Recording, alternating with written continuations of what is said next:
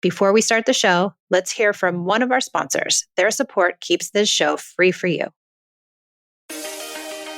My book, Unpunished, is finally here. It is my journey into connected parenting, the idea of perfection and how it nearly took me down as a mom. I give you my best thinking around how to be a connected parent and the insights that I've discovered over the last 12 years of this incredible journey.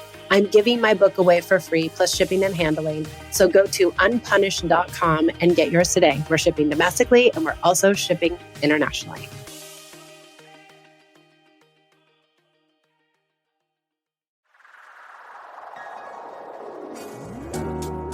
Hi, I'm Michelle, a mother of 2 teens. 13 years ago, I traded in punishments and rewards for connection. Now I prioritize relationship over behaviors, utilize play as a parenting tool, and set limits with empathy instead of consequences. Each week, I share my journey and interview clients, experts, and followers. Thanks for joining me on the Peace and Parenting podcast. I'm so glad you're here.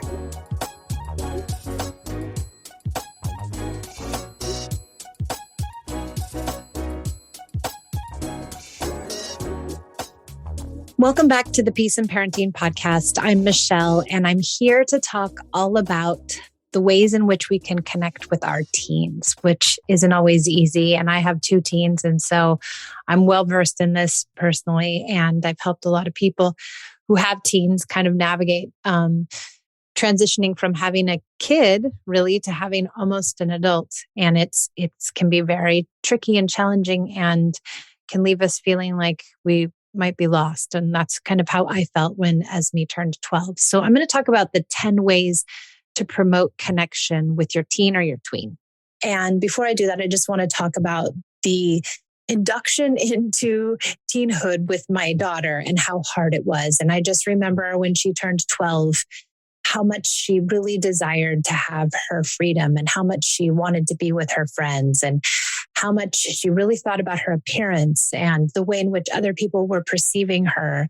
And her sister and I really were not allowed to be around her in public because someone might think that she was out with her parents or her sister, and that was not cool. And that was a really big shift for me because I had been raising this kid who wanted to be with me all the time. The more special time I could give her, the better. The more outings with her, the happier she was. And so I thought all I had to do was keep connecting with her and all would be well. But what happened is when she turned 12, she really decided that she needed her autonomy and that she really pushed away from me. And it was deeply hurtful. And I took it very personally. And I had to really dive back into the idea of, okay, this is not about me. I'm going to have to shift here. I'm really going to have to change and think of the ways in which I can give her the freedoms that she wants. I can scaffold those freedoms so that she's not, going to be in danger, but I can still let her start learning how to be an adult. And that really was what it was all about. Like, how can I give her a place to take risk? How can I give her a place to start experiencing these more adult things? And the things that she really wanted was to be alone with her friends. And I remember she really wanted to take the metro by herself in 7th grade from our house to the 3rd Street Promenade, which was quite a jaunt. And she wanted to do it by herself. She also wanted to take the metro to school. And I was so terrified that someone would kidnap her or someone would take her or something bad would happen. And at the same time, she was pushing so hard for this freedom that I knew I had to give her something. So we eventually allowed her to go with a couple of friends and they had phones and so they could check in with us. And we tried to really give her the freedom and not stifle her because I feel as if we did stifle her, she would rebel and she would find ways to take more risky behaviors without telling us. And, that could be very dangerous. And I think that's what we really tried to avoid is her feeling as if she needed to lie to us so that she could have her freedom, so that she could start taking these risks, so that she could start becoming more of a teenager. And so there were some things that we really looked at, or that I really looked at as a way to give her more autonomy, little by little. And the more autonomy I gave her and the more control I gave her, the better we did. And I didn't realize, even being a connected mom and having, been working on this stuff for like 6 years, I still controlled many, many things. And became apparent that I needed to let go even more. And so some of these things are in this list that I'm going to give you right now are part of the things that I learned to let go of and give to my daughter so that she could feel like she was in charge of her own life. And I think that's what it really comes down to is like, how do we stop being in charge of their life so much and help them be in charge of their own life? And how do we do that in a way where it feels good for everybody? So I think one of the first things that I really let go of was bedtime. And if you talk to any of my friends, they'll tell you I was the mom who had her kids in bed at 7:30. And that was the way it was because early bed meant everyone was resting. And I was very, stern on the idea of getting everyone to bed. I don't know how much of it was me really deciding that sleep is important or me really wanting to control the environment so that I could have time to myself. Nonetheless, I started to let go of bedtime and really say to Esme, okay, this is on you. You decide when you want to go to bed and you decide how and when you're going to get up. This is really on you. And, she did pretty well with it. I have to say, Pia had a harder time with it because she's a night owl. And so she spent many days going to school exhausted. But eventually she found her edge. Like, how did it feel to go to school exhausted? And what was staying up too late? And what did that feel like? And Pia went deeply into a couple of weeks of really being tired. But she finally came around and figured out, school nights, I probably shouldn't stay up until 1 a.m. That's not going to feel good. And she got there. But it was me letting go of it and allowing her and trusting that she could do it. So bedtime's been a big one. And what that also does is that you don't have to argue about bedtime. You don't have to nag them about bedtime. And that goes for many of these things I'm going to talk about. What that nagging and what that begging and what that control does is it erodes the relationship that we share with our kids. And when we erode that relationship over these things that we might not necessarily need to erode our relationship over, we get less influence. And so our kids think less of us because there's so much, nagging and there's so much begging and there's so many fights around some of these things that it really stresses our relationship. The second thing was showering and bathing. I hear it all the time. They won't take a shower. They're disgusting. They're greasy. We're going to go to school like that. I'm so worried.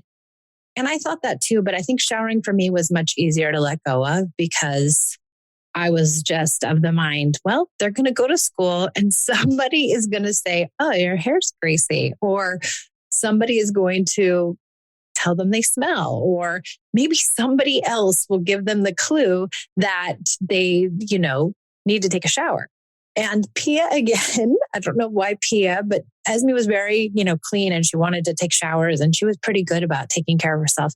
Pia, on the other hand, really let it go. She just decided, I'm not going to take a shower for, I think maybe 10 days. And it was pretty disgusting, but she got there. She figured it out. And after the 10 days, she took a shower. And after those 10 days, she regulates her own showers. And it's nothing that we need to fight about. Okay, number 3. Room cleaning. Room cleaning is another thing that's very triggering for some parents. They cannot stand the dirty room. And I'm a fairly clean person myself, and I don't necessarily like a dirty room, but I started to just let go and have that be their own space, and that space was theirs and they owned it and they needed to take care of it. And once again, this time Esme went deeply into this place where you could not see the floor. You could not see anything. She also had her friends over and it was a disgusting mess. And so she kind of took longer to figure out where is the line of dirty and clean and where do I want to fall there? And what is, what can I stomach? But she eventually got there. She eventually figured out that, she wanted a clean room some of the times. And sometimes I walk in their rooms and they're totally clean and they've done it on their own. And other times I'll walk in their rooms and be complete disaster. But letting go of that gave us less to fight about. And it also gave them their autonomy and it gave them their control of their own life. And I think that's what teens and tweens are really looking for, is to manage their own life, that we don't have to manage their life for them anymore, because it's soon not going to be our job. And so this is how we can scaffold. How can we get them from A to B before they leave the house? Because if we're in control of everything and we send them out into the real world, we're sending them at a disadvantage because they won't really know how to take care of themselves. Time for a short break to acknowledge our sponsors. Because of them, you're able to enjoy this podcast without paying a dime. My book, Unpunished, is finally here. It is my journey into connected parenting, the idea of perfection and how it nearly took me down as a mom. I give you my best thinking around how to be a connected parent and the insights that I've discovered over the last 12 years of this incredible journey. I'm giving my book away for free, plus shipping and handling. So go to unpunished.com and get yours today. We're shipping domestically and we're also shipping internationally.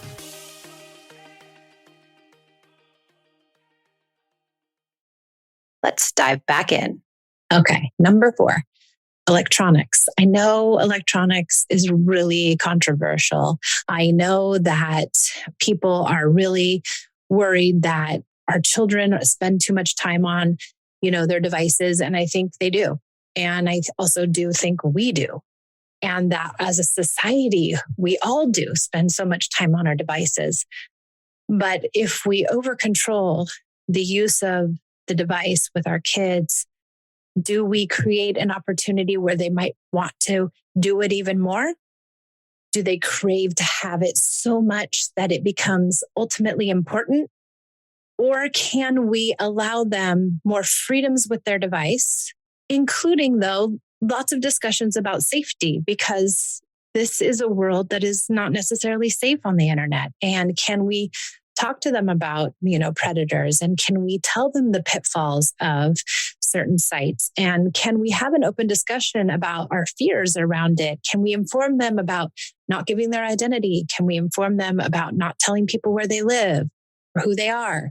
And can we scaffold it so that we are placing the trust in them, that we want them to figure out how to navigate this online world? Because at 12 and 13 and 16, that's their life. And we would be doing them a disservice if we said, oh, sorry, no electronics whatsoever, because this is the world we're living in and they want to partake in that world. And we can give them the scaffolding to get there without shutting them completely down. Now, if there's rules around electronics that they have to be turned off at a certain time or they have to be put away, I think that's totally reasonable. But we also have to give them some control and some autonomy around their electronics.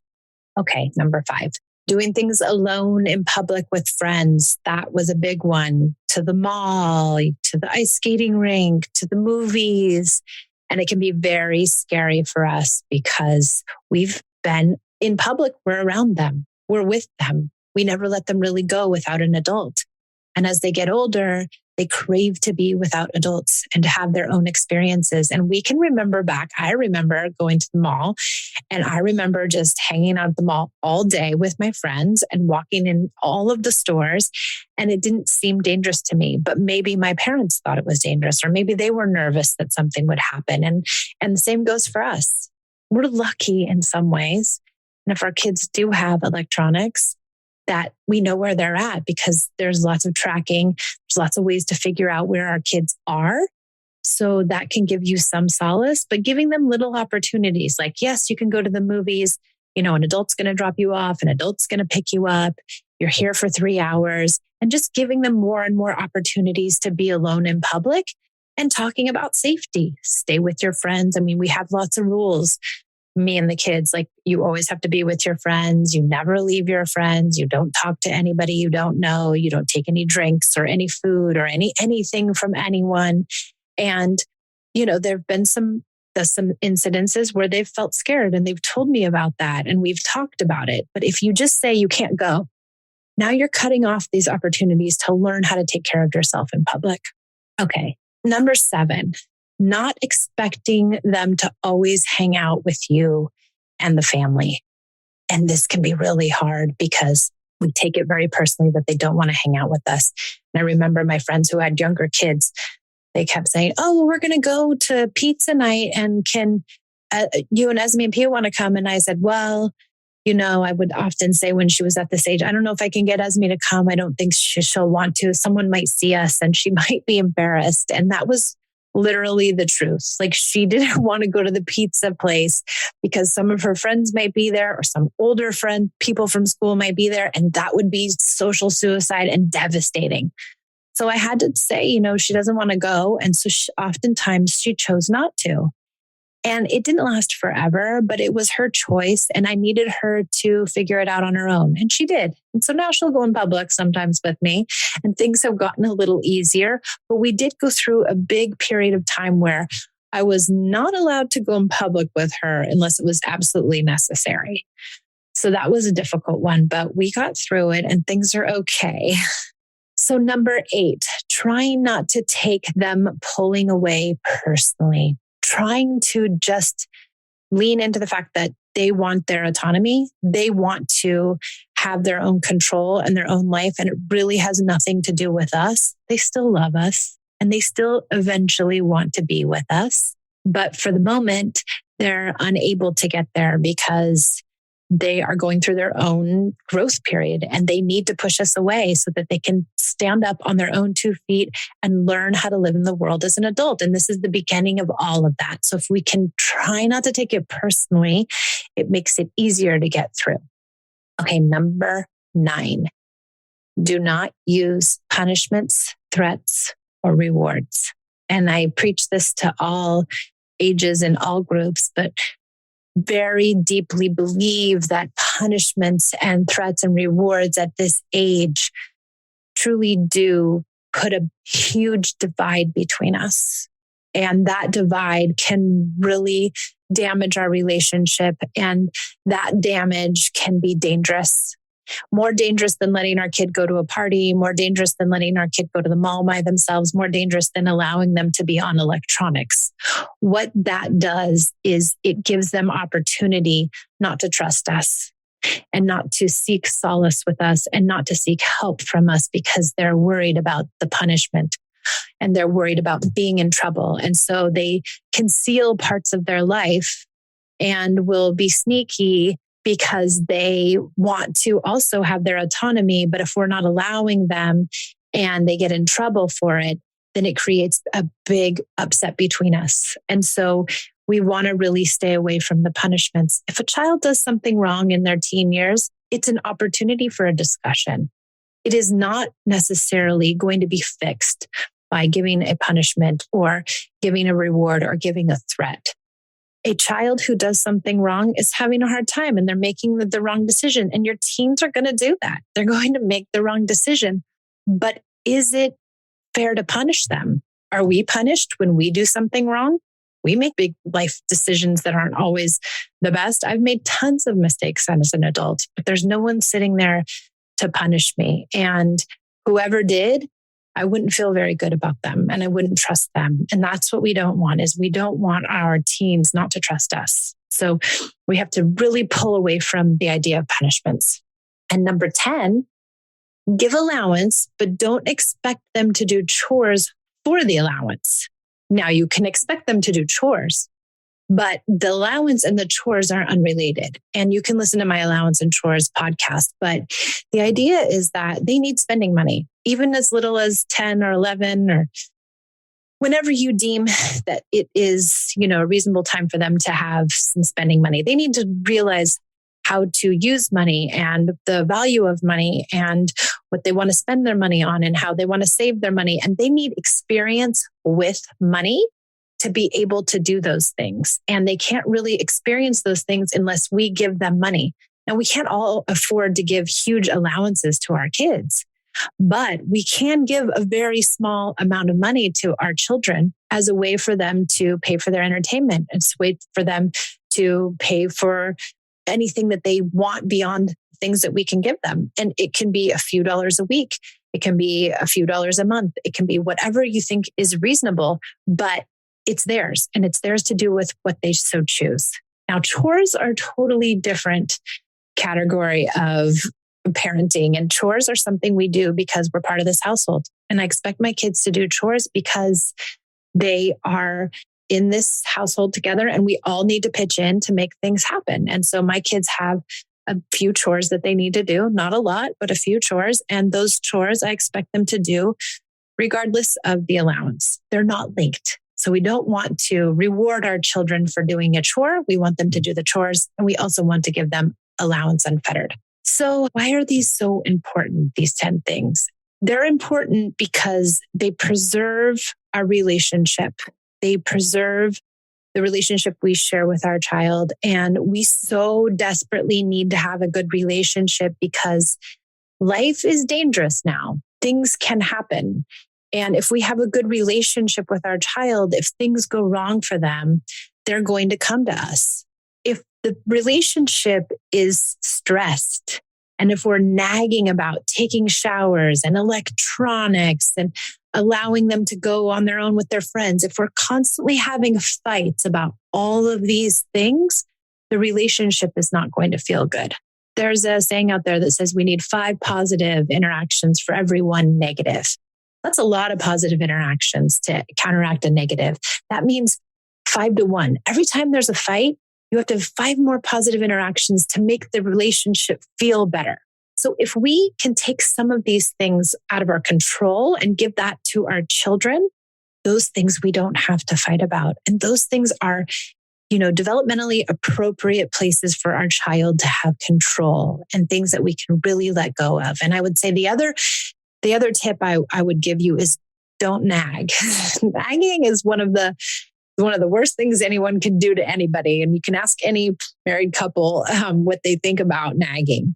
And our children think the same thing. It doesn't feel good. And we don't want to be in a relationship where we are nagged all the time.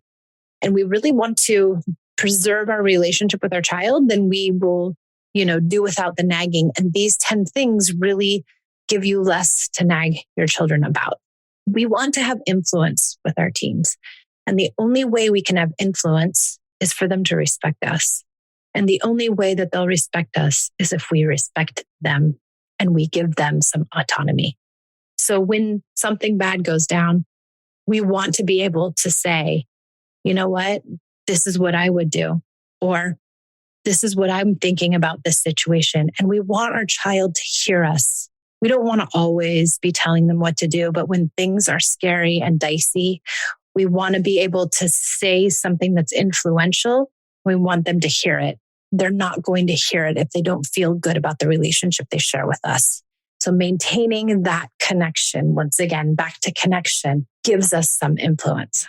One other tip is to spend time with your teen. Find out what they like, if it's sports or if it's fashion or if it's a certain video game. Find out what they really like in life and get involved. Think about it. Really ask them about it. Talk to them about it and spend time working on getting into their world some and spending a little bit of time with them each and every day. We can't make our teens do anything. And the best we can hope for is that they respect us some. And the only way that they will do that is if we respect them. Get involved in their world, spend time with them, and give them some autonomy. That's it for today. Thank you for joining me. Please find me online on Facebook, on IG, or on YouTube. I'd love to hear from you. And if you have a topic that you want me to chit chat about, I'd be happy to. Or if you want to leave a review, I'd love to hear from you too. Thanks for joining the Peace in Parenting podcast.